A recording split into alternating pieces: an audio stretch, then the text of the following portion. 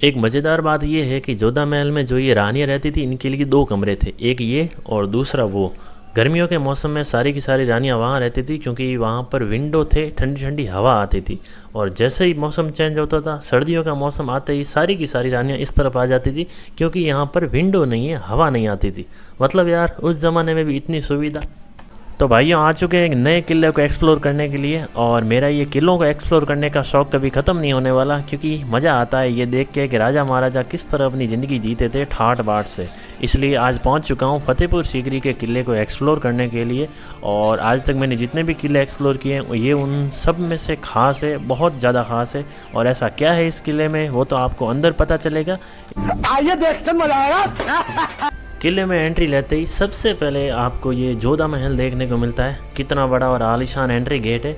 और हाँ, जोधा महल है इसका मतलब ये नहीं कि ये जोधा रानी का एक निजी कक्ष था। हालांकि यहाँ पर कई सारी रानियाँ रहती थी क्योंकि आप सभी जानते होंगे कि अकबर ने कई सारी शादियाँ की थी, उसकी कई सारी रानियाँ थी जिसमें से 3 खास रानियाँ थी। और उन्हीं में से एक थी जोधा रानी जिसके नाम पर इस महल का नाम रखा गया है।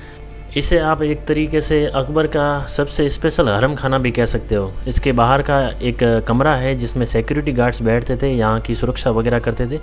और जो ये है जोधा महल, इसके बीच का एक ग्राउंड बहुत ही शानदार और बड़ा है। और सामने जो बिल्डिंग है वहाँ पर एक मंदिर है, मेरे हिसाब से कृष्ण जी का ही मंदिर होगा क्योंकि जोधा रानी उन्हीं को पूजती थी। मैं आपको जोधा महल के बारे में एक शानदार सा फैक्ट बताता हूँ। एक्चुअली हमारे 2 सीज़न होते हैं इंडिया में, एक होता है समर, एक होता है विंटर। तो गर्मियों के मौसम में जोधा महल में रानियाँ वहाँ रहती थी क्योंकि वहाँ पर विंडोज़ हैं, हवा आती थी और गर्मी नहीं लगती थी। और जैसे ही मौसम चेंज होता था, विंटर से स्टार्ट होते थे, सारी की सारी रानियाँ इस तरफ आ जाती थी क्योंकि यहाँ पर विंडोज़ नहीं है, हवा एक तरीके से ब्लॉक हो जाती थी। मतलब यार उस ज़माने में भी इतनी सुविधा इन्होंने कर रखी थी, इतनी फैसिलिटी टाइप, गजब है यार। और जोधा महल में ये एक मंदिर भी है जो मेरे अनुमान से कृष्ण भगवान का होगा क्योंकि यार सीरियल में और मूवीज़ में हमने काफ़ी देखा है कि जोधा बेगम कृष्ण भगवान को बहुत मानती थी। हाल फिलहाल तो इसमें कोई मूर्ति नहीं है, लेकिन थोड़े से दिमाग के घोड़े फिर से दौड़ा और इमेजिन करो कि आज से 500 साल पहले यहाँ पर आरती वगैरह होती होगी, जोधा बेगम यहाँ पर पूजा करती होगी। वाह यार। मैं आपको एक बार कमरे दिखा देता हूँ। ये जो कमरे हैं ये सर्दियों के लिए हैं। यहाँ पर आपको एक भी सिंगल विंडो देखने को नहीं मिलेगी। कमरे वगैरह बनी हुई हैं, स्पेशली गर्मी अंदर बनी रहे इसलिए इसे इस तरह का बनाया गया है। अंदर चमगादड़ है इसलिए मैं जाना नहीं चाहता, आवाज़ आ रही है उनकी अंदर से ही। लेकिन बाहर से ही आप देख लो, ये सर्दियों के लिए इस तरह के कमरे थे। ऐसे सेम के सेम कमरे उस तरफ ऑपोजिट डायरेक्शन में बनाए गए हैं गर्मियों के लिए, और वहाँ पर अच्छी खासी विंडोज़ हैं। जोधा महल के आप जब भी बाहर आते हो सबसे पहले आपको ये कमरा देखने को मिलता है। एक्चुअली ये है ना, ये जोधा बेगम का रसोई खाना था। यहाँ पर स्पेशल पकवान बनाए जाते थे जोधा बेगम के द्वारा। गेट तो बंद है, मैं आपको विंडो से बताता हूँ। मतलब यार सच में मुझे तो घोड़े दौड़ाने में बड़ा मज़ा आता है। मैं सोच रहा हूँ यहाँ पर खाना वगैरह बनता होगा, क्या शाही खाना वगैरह बनता होगा। एक बार खाने को मिल जाता तो बड़ा मज़ा आ जाता। खाना तो मिलने वाला है नहीं, इसलिए ध्यान भटका के जस्ट उसके पास में देखते हैं तो आपको ये मरियम महल देखने को मिलता है। अब ये मरियम कौन थी ये भी आप मेरी तरह सोच रहे होंगे क्योंकि कभी नाम सुना नहीं है, लेकिन मरियम अकबर की 3 खास रानियों में से एक थी जो कि मुझे भी आज पता चला क्योंकि मुझे सलीमा, रुकैया और जोधा बेगम का पता था। लेकिन मरियम का अभी मुझे पता चला है, ये एक क्रिश्चियन रानी थी जो कि अकबर की पत्नी थी। और उसका ये महल है, उसका ये कक्ष है, चारों तरफ से लाल पत्थर से बना हुआ है और 5-6 गेट हैं इसके। मेरे हिसाब से हवा में कोई कमी नहीं है, बहुत ही ठंडा है यार अंदर से, एकदम चिल टाइप। अब यहाँ पर एक और महल है, वहाँ पर तो हम मरियम महल देख के आ चुके हैं, और ये है दूसरा महल। इसके बारे में क्या थोड़ा सा कन्फ्यूज़न है। कोई कहता है कि ये बीरबल महल है। बीरबल वही जिनके बारे में हमने कई सारी कहानियाँ और कई सारे चुटकुले सुने हैं, अकबर बीरबल की कहानियाँ। और एक उधर एक पत्थर रखा हुआ है जिस पे लिखा हुआ है कि ये रुकैया और सलीमा बेगम का महल था। अब गवर्नमेंट को खुद को ही नहीं पता तो हम तो कैसे क्लियर करें कि ये क्या था।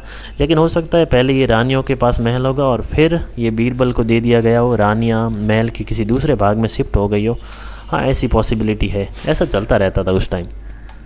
ये जो बीरबल महल को या फिर रुकैया बेगम का महल को, इसके जस्ट पास में एक कमरा बना हुआ है जो कि सर्विलेंस यानी कि निगरानी के लिए बनाया गया था क्योंकि यहाँ से फतेहपुर सीकरी का ज़्यादातर हिस्सा दिखता है। यहाँ से आपको खानवा का मैदान भी दिखेगा, वही जहाँ पर सांगा और बाबर का युद्ध हुआ था। तो यहाँ पर सैनिक बैठते थे और देखते थे कि अगर कोई दुश्मन सेना आ रही है तो शहंशाह को और महल को ये सूचना दी जाती थी। तो मेरे हिसाब से सबसे अच्छा नज़ारा यहाँ पर देखने को मिलता है बरसात के मौसम में, इससे बेस्ट कुछ नहीं हो सकता। हालांकि जाली है, आपको देखने को नहीं मिल रहा है, लेकिन मुझे तो बड़ा मज़ा आ रहा है। यहाँ से ठंडी ठंडी हवा आ रही है, सबसे ज़्यादा ठंडी। पहले तो आप ये देखो, ये है बीरबल महल और इसके जस्ट सामने ये जो बना हुआ है यहाँ पर लिखा हुआ है ये है निचली हरमसरा। हालांकि पहले इसे घोड़ों का अस्तबल समझा जाता था, क्योंकि यार मैंने भी पहली बार देखा तो मुझे ऐसा ही लगा शायद घोड़ों के हाथियों के लिए खड़े रहने के लिए होगा, लेकिन ये निचली हरमसार है, यानी कि यहाँ पर दासियाँ और कर्मचारी रहते थे। अब रहते कैसे थे, क्योंकि यहाँ पर तो छोटे छोटे विंडो बने हुए हैं, अब इनमें घुस के सोते थे क्या? मतलब यही उनका कमरा, यहीं पर सारे कपड़े वगैरह और यहीं पर रहना खाना। मतलब कहीं से रिलेट तो नहीं कर पा रहे हैं, लेकिन यहाँ पर लिखा हुआ है कि ये निचला हरमसार था, घोड़ों का अस्तबल नहीं था। हाँ, लेकिन कोई भी देखेगा तो सबसे पहले उसे घोड़ों का अस्तबल ही लगेगा, क्योंकि ऐसा ही तो होता है। पता नहीं कैसे रहते होंगे यहाँ पे। ये है वो अस्तबल वाला भाग जो एक्चुअली था दासियों और कर्मचारियों के लिए। ये जो है बीरबल महल, और इसी पत्र की मैं बात कर रहा था। यहाँ पर लिखा हुआ है कि ये बीरबल महल नहीं बल्कि रुकैया और सलीमा बेगम का महल था। कन्फ्यूज़न ही कन्फ्यूज़न है, पर क्या पता क्या था क्या नहीं था, लेकिन हमें क्या करना, हमें तो ये देखना है कि कितना अच्छा बनाया है। बाकी हिस्ट्री की किताबें तो कैसे पढ़नी। लेकिन यार ये देख रहे हो कितना बड़ा ग्राउंड है, कितनी बड़ी जगह में फैला हुआ है। मतलब यार जस्ट इमेजिन करो कि यहाँ पर कितनी ज़बरदस्त भीड़ वगैरह रहती होगी, इस महल में कितनी सारी हलचल रहती होगी।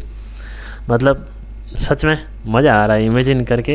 काश यार कोई टाइम मशीन वगैरह होती तो सीधा घड़ी घुमाई और निकल लिए 500 साल पहले के टाइम में, और देखते हैं कि यहाँ पर क्या हलचल होती है, और ख़ुद अपनी आंखों से देखते कि हिस्ट्री कैसी चल रही है। अभी तो महल का पहला पार्ट ही आया है, दूसरा पार्ट बहुत ही जल्द शुरू होगा, जिसमें आपको दीवाने खास, दीवाने आम वगैरह बताऊँगा। वो पार्ट इससे भी कई गुना ज़्यादा मज़ेदार होगा, तो बने रहना, नेक्स्ट वीडियो में वो देखेंगे।